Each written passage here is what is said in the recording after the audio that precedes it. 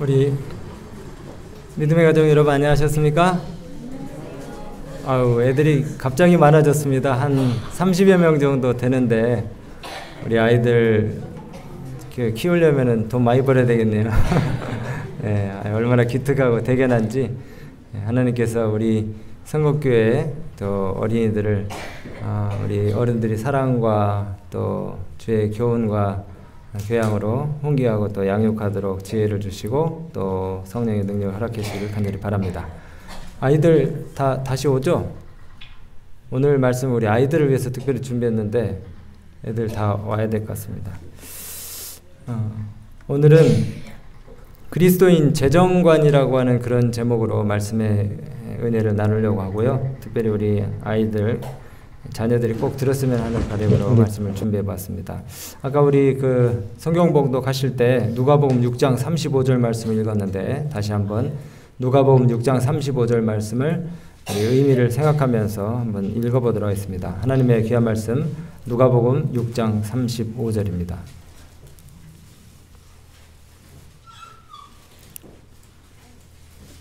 누가복음 6장 35절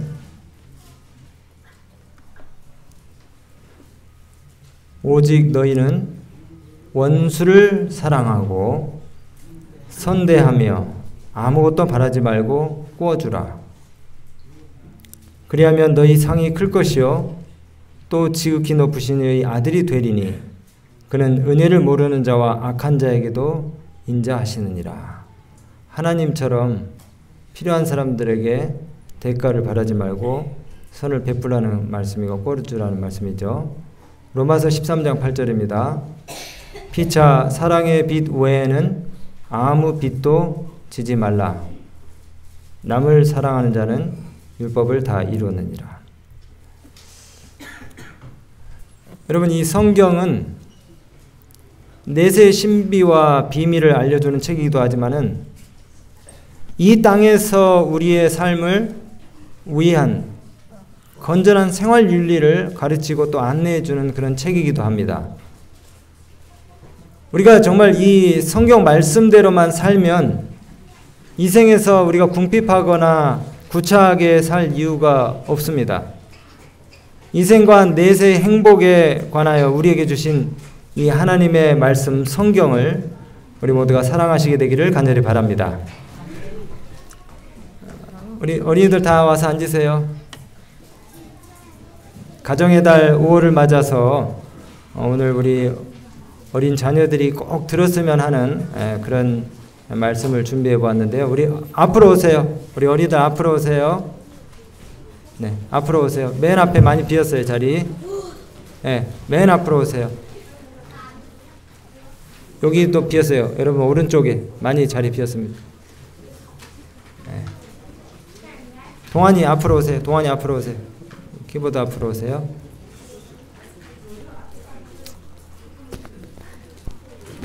자, 우리 어린이 여러분 손 한번 들어보세요. 거기 네. 동환아 거기 의자에 앉아. 네. 의자에 앉으세요. 이렇게 너무 순수해서 타지. 네.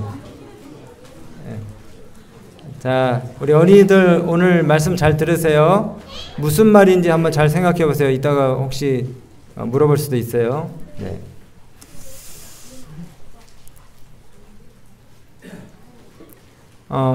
작년 말에 우리나라 국가 총 부채가 6천조였습니다. 6천조. 부채가 뭐냐면 빚지는 거예요. 빚지는 거. 남한테 꾸는 거. 가계 부채, 그 다음에 기업 부채, 정부 부채 해서 6천조. 물론 이게 선진국 평균 수치와 숫자로만 그냥 수치로만 그렇게 단순 비교할 수는 없는 문제이지만 이게 좀 심각한 이유는 그동안의 순위보다 훨씬 역대 최고치 순위를 지금 기록하고 있고 OECD 회원국 가운데서 부채 비율이 GDP 대비 총 부채 비율이 가장 높아진 나라가 바로 이 OECD 회원국 중에서 한국이 되었다는 겁니다. 다른 나라들은 이 코로나 팬데믹으로 돈 풀기를 한참 했던 2021년을 정점으로 해가지고 그 경제 규모 대비 빚의 크기가 조금씩 줄어들었는데 반해서 한국만, OECD 국가 중에서 한국만 역행을 하고 있어요. 계속해서 빚을 지고 있습니다. 계속. 근데 이게 이제 정부의 부채, 빚도 심각하지만은 우리 가정의 가계 부채가 매우 심각한 수준이라는 것이에요. 매우 심각해요. 물론 가정마다 빚을 지는 것이 뭐 집을 사기 위해서 혹은 또 전세 월세 값이 너무 폭등을 해가지고 어쩔 수 없이 이제 대출을 받게 되고 하는 것들은 어쩔 수가 없어요. 그 다음에 생계를 해결하기 위해서 또 사업을 하기 위해서 대출 받는 것도 이제 어쩔 수가 없고, 그 다음에 우리 자녀 키우시는 분들은 학자금 마련을 위해서 대출을 받기도 하는데 그것도 불가피하게 하는 일들이니까 어쩔 수가 없지만, 우리 주위를 둘러보면은 주변에 빚 없이 사는 사람을 찾기가 힘듭니다. 대부분의 사람들이 빚을 지는 이런 풍토가 정상입니까? 아니면 비정상입니까? 다 그렇게 하니까 정상이라고 말할 수 있는 분이 있을지 모르겠지만은 비정상이에요. 최근에 그 은행하고 그 다음에 저축은행, 이제 은행보다는 뭐 이 제1금융권보다는 이제 2, 3금융권들은 조금 불안정하잖아요. 그래서 은행, 저축은행에서 대출을 받지 못한 아주 심각한 수준의 급전이 필요한 저신용자들이 대부업체에서 돈을 빌립니다. 그 대부업체에서 돈을 빌리는 사람들의 퍼센티지가 8%예요, 우리나라. 그러면은 10명 중에 1명이 대부업체에서 돈을 빌리는 겁니다. 엄청 무섭고도 끔찍한 이 대부업체에 불안정한 돈을 갖다 쓰는 사람들이 국민 10명 중에 한 사람이에요. 이거 참 큰일입니다. 20만 원을 빌렸는데 1년이 지난 후에 1,000만 원을 갚으라는 거예요. 이자가 4,500%에서 5,000%. 원래 이게 법정 최고 이자율이 있대요. 그게 이제 예전보다 점점 내려가가지고 오늘날 이제 나라에서 정해주는 이제 대부업체들도 함부로 막 그 돈을 강요를 못하게 하기 위해서 24%로 묶어놓고 그 다음에 또 법정 최고 연체 이자율을 3%로 묶어놨는데도 이거를 완전히 무시하고 원금 30만 원 빌려주면은 1년 있다가 1,000만 원 갚으라고 칼을 들이대는 그런 대부업체들이 허다해요. 그래서 시내 돌아다니다 보면은 막 나눠주잖아요. 돈 갖다 쓰라고, 그죠? 그 다음에 전봇대에도 붙어 있죠. 예. 근데 우리 자녀들 진짜 잘 키우지 않으면은 나중에 큰 어려움 당합니다. 큰 어려움 당해. 아주 정말 사소한 결정으로 그 돈을 갖다 쓰는 재미를 맛보게 되면은 완전히 집안 패가 망칩니다. 안 갚으면은 협박을 하고 폭력을 휘두르고 나체 사진 전송을 하고 그 다음에 또 이 장기 매매 등 아주 무서운 일들을 서슴지 않고 하고 있어요.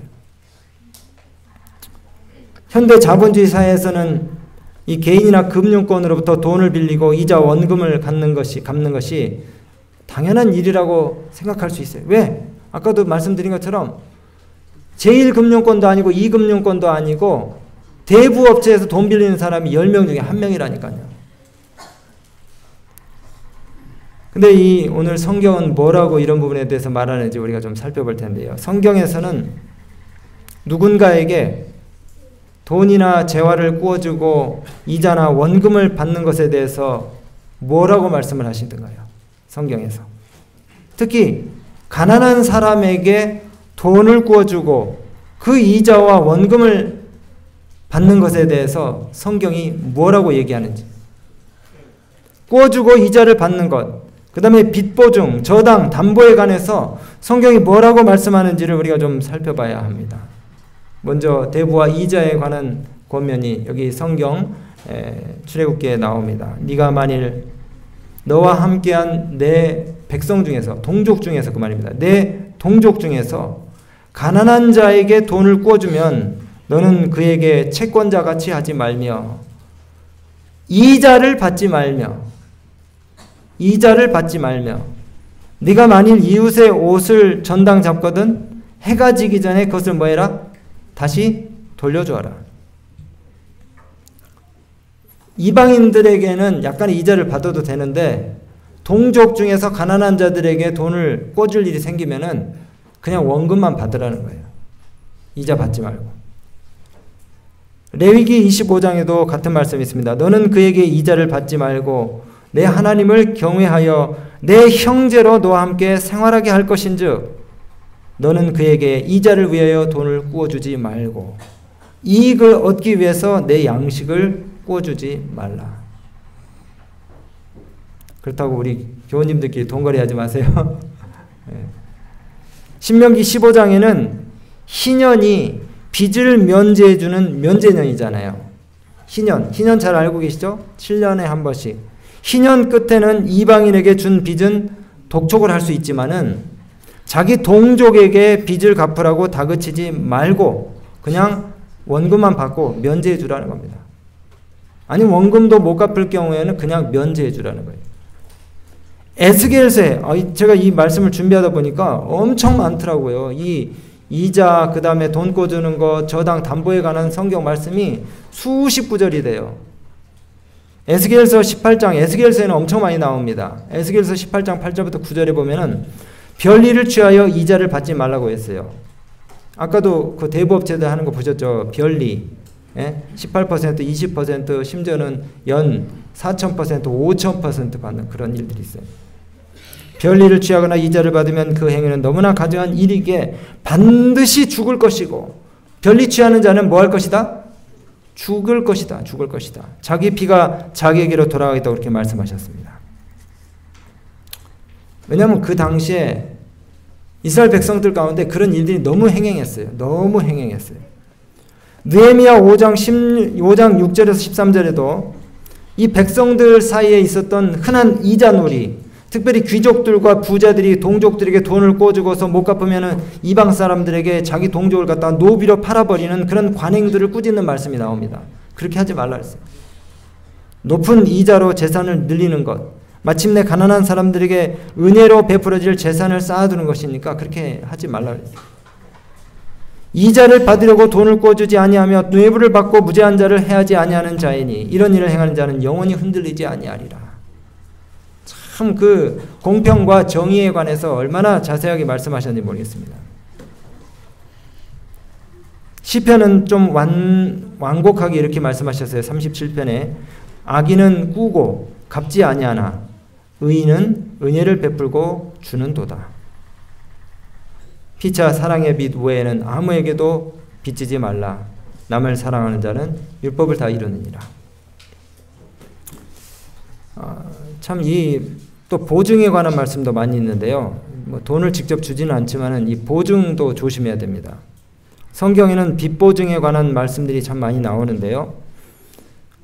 이 하나님의 말씀을 알지 못하는 사람들은 굉장히 정의롭고 기독교인들은 좀 쫀쫀하고 그 다음에 좀 배타적이고 그런 거 같이 그렇게 막 몰아세우고 이렇게 하는데 성경에 이렇게 말씀하셨어요. 세상 사람들은 어려운 사람 도와주는 것이 의리라고 빚보증 서주면서 그걸 의리라고 생각하는데 성경은 분명히 그렇게 하지 말라고 말씀하셨고 같이 망하는 길이라고 그렇게 말씀하셨습니다. 타인을 위하여 보증이 되는 자는 손해를 당하여도 보증이 되기를 싫어하는 자는 평안하게 잠을 청할 수 있다고 그랬어요. 지혜 없는 자는 남의 손을 잡고 그 이웃 앞에 보증이 되느니라. 다른 사람을 위하여 보증 선 자의 옷을 취하라. 외인들을 위하여 보증 서는 자는 그의 몸을 볼모 잡힐 뿐이니라. 너무 많아서 제가 다 읽지는 못합니다. 한마디로 보증 서지 말라 그랬어요. 그리고 다른 사람의 옷을 갖다가 담보로 해서 전당을 잡으면은 해가 지기 전에 그것을 그냥 갚든지 못 갚든지 돌려주라 그랬어요. 너그럽게. 내가 그렇게 할 수 있는 능력이 되면은 대가를 바라지 말고 그냥 돌려주라는 겁니다. 옛날에는 지금처럼 재화가 풍부하지 않고 그 다음에 제품들이 많지 않았기 때문에 이 맷돌 같은 거를 또 저당 잡힌 경우가 있었나 봐요. 맷돌. 그래서 신명기 24장 6절에 보면은 사람이 맷돌이나 그 맷돌의 윗짝을 전당 잡지 말지니 이는 그 생명을 전당 잡음이니라. 왜냐하면 맷돌이 뭐 하는 겁니까? 예, 쌀 만들고 밥 해 먹는 거잖아요. 양식을 만드는 거기 기계이기 때문에 요 맷돌 윗짝이 없으면은 그 집안 사람들이 다 굶어 죽기 때문에 자비와 긍휼을 베풀라는 그런 말씀입니다. 신명기 24장 10절부터 13절에도 있고요. 뭐 계속 있습니다. 제가 다 못 읽겠습니다. 너무 많아서. 에스겔서 33장 15절에 저당물을 도로 주며 강탈한 물건을 돌려보내고 생명의 율례를 지켜서 행하여 죄악을 범치 아니하면 그가 반드시 살고 죽지 아니하리라. 그러니까 이런 말씀들의 그 이면에는 어떤 정신이 깔려 있냐면은 긍휼과 동정과 남을 불쌍히 여기는 마음이 기본인 것이에요. 생명을 사랑하고 사람을 불쌍히 여기고 배려하는 그런 마음들을 성경이 가르치는 것입니다. 이렇게 이 성경이 건전한 재정관리에 대해서 아주 간결하고도 누구나 이해할 수 있는 분명한 지침들을 우리에게 주고 계시는데요. 우리가 대출과 담보와 이자에 관한 이야기를 오늘 하기보다는 성실하고 정직하게 일해서 우리에게 주어진 재화를 어떻게 우리가 현명하게 관리할 수 있을지에 대한 이야기들을 좀 해보려고 합니다. 사실 우리가 농사나 장사를 하는 것, 자영업을 하는 것들은 굉장히 변수가 많고 위험해요. 제가 농사 짓는 분들을 이렇게 쭉 지켜봤는데 정말 너무 안타깝고 너무 고생을 많이 하시고 거기에 대한 대가를 이 정부도 충분히 주지를 않고 또 이 유통 구조가 그렇게 안 돼 있는 것들을 볼 때 안타까울 때가 한두 번이 아니에요. 근데 이제 이 농사나 자영업 사업하시는 분들을 빼놓고 우리가 월급을 받는다 그러면은 적은 수입일지라도 씀씀이 교육을 우리 자녀들한테 잘 해서 지혜롭게 살도록 그렇게 아이들을 안내를 한다 그러면은 우리의 후세대들이, 우리의 자녀들이 구차하고 궁색하게 살 이유가 하나도 없을 거라는 겁니다. 근데 이게 어려서부터 바른 신앙관을 기초로 한 생활 교육이 잘 안 되어서 평생 빈곤의 늪에서 허덕이면서 사는 그런 안타까운 가정들이 많이 있어요. 우리 여기 있는 어린이, 청년, 학생들은 꼭 그렇게 안 되기를 간절히 바랍니다. 옛날에 제 친구들이 책 산다고 부모님한테 거짓말해가지고 용돈 타서 동대문 가가지고 옷 사입고 그 다음에 이태원 가가지고 나이트클럽 갔어요. 그런데 부모님이 그 주시는 용돈도 부족해가지고 거짓말해서 이제 책 산다고 용돈 받아가지고 나이트클럽 가다가 그것도 떨어지면은 헌혈을 하더라고요. 헌혈을 해서 빵 2개 얻어먹고 10,000원 받아가지고 또 가고 또 뭐 그런 간식을 타면은 그걸 또 돈으로 바꿔가지고 또 술집 가고 그런 친구들 봤어요. 유흥비 마련하고. 그리고 이제 뭐 옛날에 저희 세대는 마이마이 카세트 테이프 들어가는 거 있었잖아요. 마이마이 한 15, 16만 원 했는데 영어 공부한다고 그걸 사가지고 공부는커녕 그걸 팔아먹어가지고 또 돈 만들어서 또 술집 가고 이렇게 하는 친구들을 봤어요. 요즘 세대들은 그렇게 하지 않지만 우리 부모님들이 자녀가 옛날처럼 뭐 3명, 5명, 10명 그러지 않으니까 한둘이다 보니까 필요 이상으로 너무 많이 해줘요. 용돈을 너무 많이 줘요. 불필요할 정도로 애들이 너무 많이 먹습니다. 너무 많이 먹이지 마세요. 음식은 허기를 면할 정도만 먹으면 돼요.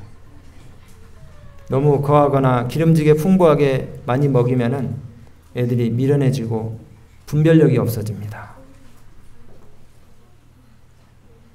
그리고 쌀 한 톨도 주워 먹던 그런 시절이 우리나라가 불과 몇 년 안 됐는데 언제 우리가 부자였다고 음식을 엄청나게 남겨가지고 막 다 버려요. 밥상에 떨어진 음식을 안 주워 먹고 쓰레기통에다 다 갖다 버려요. 쓰레기통에다. 그보다 더 해로운 불량식품은 더 비싼 돈 주고 사 먹으면서 밥상에 그 깨끗한 밥상에 떨어진 밥 밥 이렇게 한 주먹은 아니지만은 한 움큼씩도 다 버리더라고요. 다 버려요. 반찬 좀 떨어지면 주워서 다 갖다 먹어야지 왜 그걸 다 버리고 있습니까? 여러분, 이 세상의 풍조대로 따라가지 마시게 되길 바랍니다. 성경의 원칙을 잘 살펴보시고 세상 트렌드에 휘말려 들어가지 마세요. 유행을 따라가는 것이 결코 앞서는 것이 아닙니다. 사단 마귀 술수에 넘어가는 것이에요. 육신의 정욕, 안목의 정욕, 이생의 자랑이 하나님께로부터 온 것이 아니고 누구에게서 온 것입니까? 너희 거짓의 아비 마귀에게서 온 것이라고 말씀했어요. 세상으로 쫓아온 것이라고 하십니다. 이것들은 다 시간이 지나면 낡아지는 것들이지만 하나님의 뜻을 행하는 자는 영원히 서리라고 말씀하셨어요. 여러분, 소비 심리를 자극하는 이 세상의 거대 기업들의 음흉한 속셈에 우리가 이용당해서는 안 됩니다.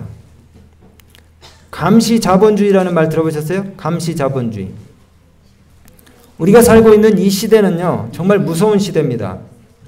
사단 마귀가 할 수만 있으면 여러분 주머니, 지갑, 통장을 탈탈 털어가지고 마이너스가 되게 하고 평생 카드 빚 갚게 하려고 죽도록 일을 시킵니다. 그래서 자꾸 바빠지는 거예요. 왜냐하면 지갑에 또 돈을 채워야 되니까 자꾸 바빠지는 거예요. 도무지 영적인 것을 생각할 시간이 없습니다. 내가 늘 들고 다니면서 검색하고 시청하는 이 스마트폰을 통해서 나의 소비 취향이나 특성을 파악하는 알고리즘이 있다는 것이 무서운 것이에요. 내가 만약에 핸드폰을 막 검색을 하면서 최근에 좋아하는 음악, 음식, 취미활동, 구매 상품과 관련된 제품들이 내가 자주 보는 포털 사이트의 광고로 계속 팝업되는 거 아세요? 계속 팝업돼요. 계속. 어쩌면은 내 자신을 내가 아는 것보다 이 스마트폰이나 인터넷이 내 취향을 더 잘 알아요. 여기 하버드대학교 교수 슈사나 주보프라고 하는 사람이 현대 디지털 사회의 이름을 감시자본주의라고 이렇게 붙였습니다. 우리가 구글을 검색하는 것 같지만요, 구글이 우리를 검색하고 있어요, 여러분. 일거수일투족을 감시해서 끊임없이 우리로 하여금 호주머니에서 돈을 갖다가 털어내게 만드는 것입니다. 빅테크 기업들이 계속해서 우리를 감시하고 있는데 그 감시에서 우리가 자유롭기가 이제 이미 어려워졌다는 것이에요. 우리가 클릭했지만은 깜빡했던 제품들, 그리고 내가 최근에 샀던 그 제품들을 계속 띄워주면서 우리로 하여금 억누르려고 했던 그런 그 소비 욕구들, 재화에 대한 욕구를 갖다가 계속 일깨우는 거예요. 계속.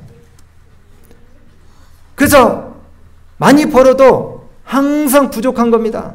항상 부족한 거예요. 300, 400, 500을 벌어도 항상 부족해요. 기업은 그러는 사이에 계속해서 돈을 쌓고 있습니다. 계속해서 데이터가 메타와 구글에 들어가고 있는 거예요. 계속해서. 맞춤형 광고. 여기 아마 사무실에서 컴퓨터 앞에 앉아 계신 분들은 느끼실 거예요. 엄청 짜증납니다. 뭐냐면은 스킵 버튼이 없는 그런 광고가 계속 떠요. 그죠? 화살표가 도대체 이 X표, 이거 없애고 싶은데 X표가 어디 붙어 있는지 보이지 않는 그런 팝업 광고들이 계속해서 떠요. 근데 이런 그 갑툭튀라고 하죠. 갑자기 툭 튀어나오는 그런 그 광고들, 이런 것들이 내 개인정보를 갖다가 수집하기 위해서 샅샅이 나를 뒤지고 분석하고 있다는 거예요. 여러분, 그런데 이런 풍조가 내 신앙생활에 어떤 관계가 있는가? 나의 영적인 삶에 무슨 의미가 있는가? 우리의 관심이 더 이상 영적이지 않아진다는 거예요. 너무 물질적이면서 소비 중심적인 삶을 우리가 살고 있는데 그로 인해서 우리가 여유가 점점 없어져 가요. 여유가.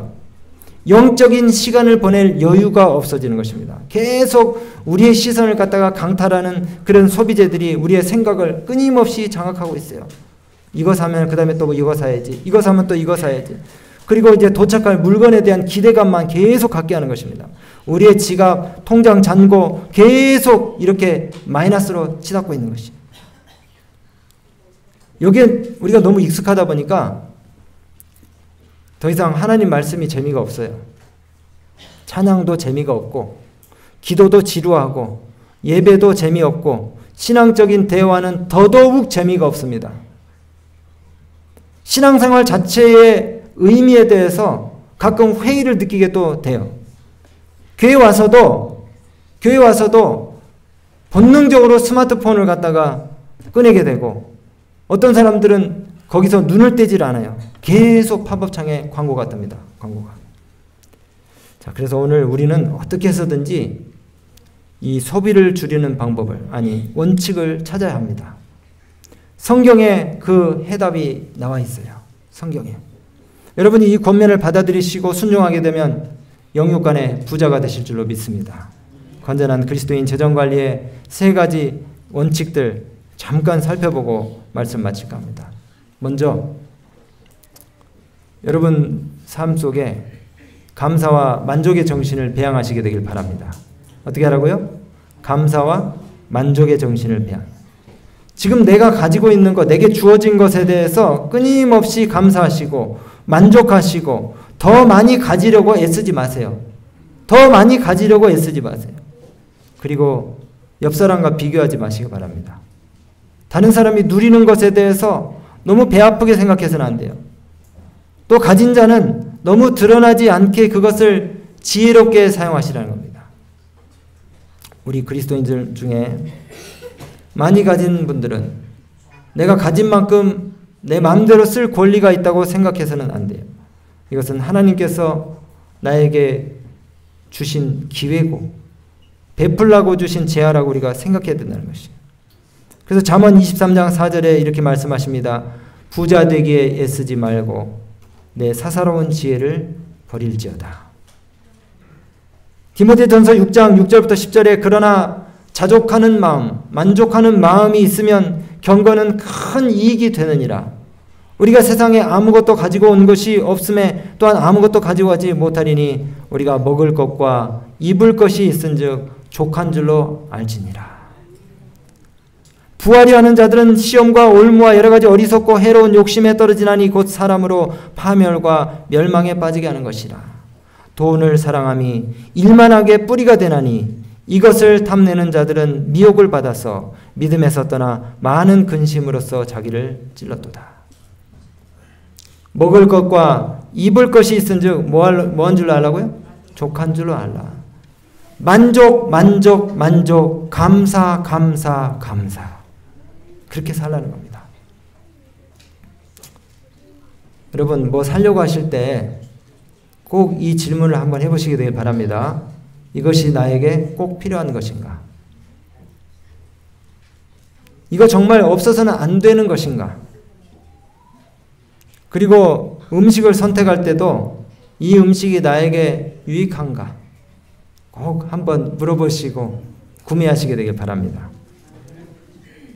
두 번째는 뚜렷한 신앙의 정체성 또 신앙관, 인생관을 우리가 가질 수 있도록 하나님께 지혜를 구하시게 되길 바랍니다. 사람의 행복은요 소유의 많고 적음에 달려있지 않다고 분명히 말씀하셨어요. 오늘 SNS를 통해서 너무나 많은 사람들이 자기가 가본 곳, 먹어본 것, 그리고 입은 것, 꾸민 것을 즉각 사진으로 막 계속해서 올려요. 제가 우리 가족들한테도 그렇게 하지 말라고 계속 얘기를 하는데 잘 안 돼요. 이거를 사진으로만 올리는 게 아니고 또 영상으로 올려요.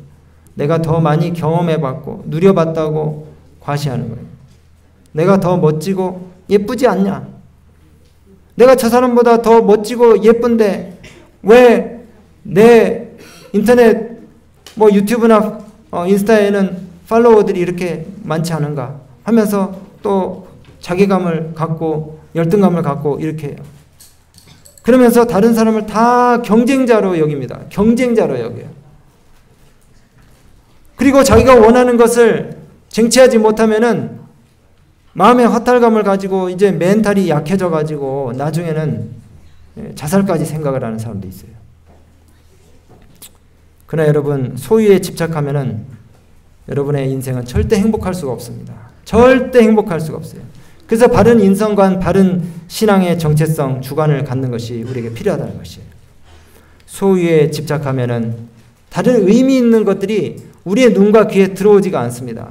인간관계조차 득실을 따지면서 계산적으로 행동하게 돼요. 가치의 의미를 찾으려는 그런 삶을 살게 해주시라고 기도하시게 되기를 간절히 바랍니다. 소유보다 존재 자체의 의미를 두시고 업적이나 성과보다는 관계의 가치의 의미를 두시게 되기를 간절히 바랍니다. 예수님 누가복음 12장에 뭐라고 말씀하셨습니까?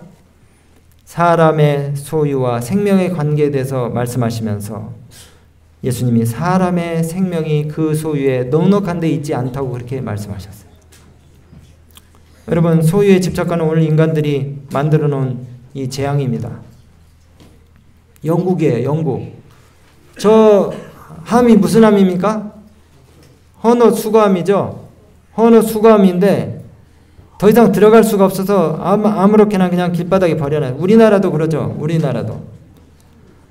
백인들이 버리는 옷이 기부라는 명목으로 아프리카로 갑니다. 아프리카 빈민국으로 막 수출이 엄청나게 되는데 여러분 제가 보여드리지만 보세요. 아프리카 가나 해변에 수천 통의 영국 사람들이 버려놓은 쓰레기 옷들이에요. 강둑에 10m 높이로 산처럼 쌓여있는데 먹을 것이 없는 저 소들이 초원에서 풀을 뜯는 것이 아니라 쓰레기 산을 뒤지고 있는 것입니다. 저걸 이름을 뭐라고 붙였냐면 죽은 백인의 옷이라고 했어요. 죽은 백인의 옷.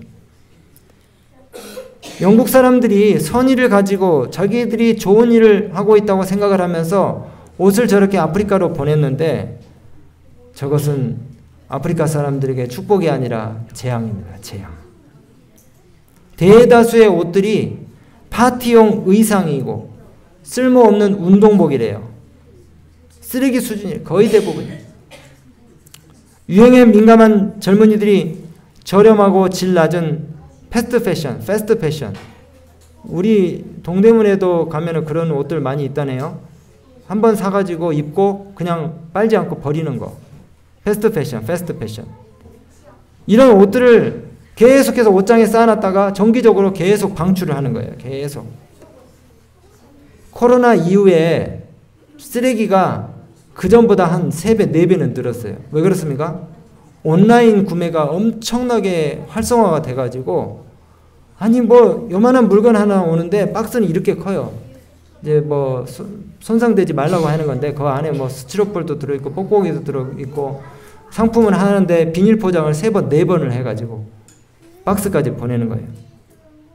전자제품, 생필품, 인스턴트 식료품, 조리된 음식까지 모든 것을 다 포장해가지고 쓰레기로 계속해서 내보내는 겁니다.